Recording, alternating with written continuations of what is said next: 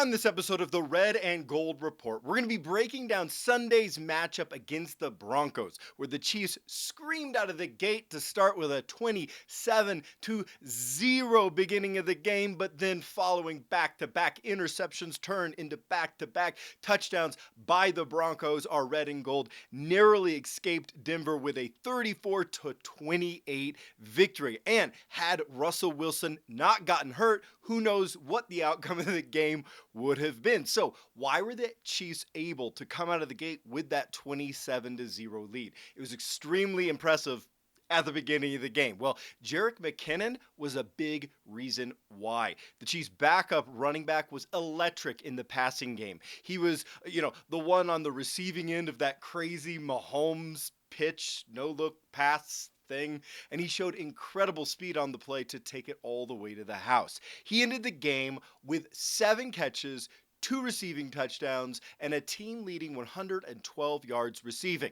Yeah, that's a good day for a backup running back, right? I also counted 3 first downs that he was responsible for. And I'm really loving the idea of Pacheco leading the running game, getting the carries, and McKinnon leading the receiving game, getting the receptions. Like, to me, that's an electric duo. And Pacheco also played well with a 5.4 yard rushing average. And again, his trademark energy all game long. I love how he pops up no matter how hard he gets hit, no matter if it's on the sideline, no matter what happens, he pops right back up, runs back to the huddle every single down. I love the kid's energy. Also, wide receiver Juju Smith-Schuster, he looked great in the intermediate passing game. He's quietly on his way to a likely 1,000-yard receiving season, despite some of the injuries that he has faced. The interior offensive line also played well.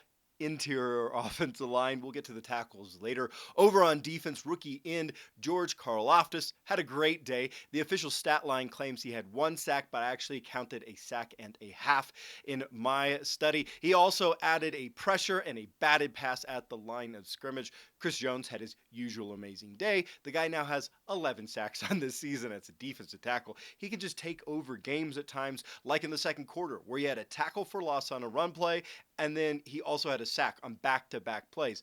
Just shut a drive down, basically. Safety Juan Thornhill had a mostly successful day, including 7 tackles, a pass breakup in the first quarter, and a sack. And linebacker Willie Gay, of course, had that amazingly athletic second quarter pass tip, which he kind of tipped the pass up to himself, returned it for a touchdown. The dude is just so fast. So yeah, that's why we were able to come out with a 27-0 lead. And hey, real quick, make sure to like this video, subscribe to this channel, and yes, I'm super sorry that there was no video last week. I was at a funeral. But on the other side of things, starting late in the second quarter, the Chiefs essentially collapsed. They started the game with a 27-0 early lead, and then they essentially collapsed down the road. So I don't use the word collapsed lightly here. They ended up coughing up 28 points in just over half the game to the league's very worst offense. I mean, before this game, the Broncos only had 8 touchdowns in 12 games. And then the Chiefs let them have just 4 in just over one half of football. How does that happen?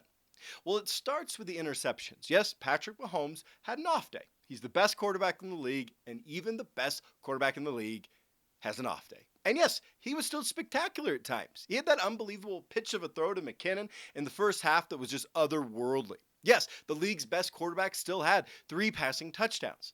But he also had those 3 interceptions. Interceptions that gave the Broncos the ball with good field position and were converted into touchdowns. And yeah, I hate to say it, but turnovers, they're becoming a problem this season. With Mahomes on pace to throw the most interceptions of his career and with some fumbling issues this year, the Chiefs are now -5 in turnover differential. That means we've given up the ball 5 more times than we have taken it away. And that is a big problem. And it's the 4th worst turnover differential in the league right now. For reference, we were +4 in 2021, +6 in 2020. And this season, the Eagles, with the best record in the league, well, they're +14. Yes, some of our young corners like Williams and Watson, they didn't have their best games, and the defense didn't have its best outing. And yes, they struggled with tackling for another week. but you just can't give the ball away that many times. You can't give it away. You can't throw 3 interceptions. Which brings me to the next question of how this game nearly swung away from our Chiefs.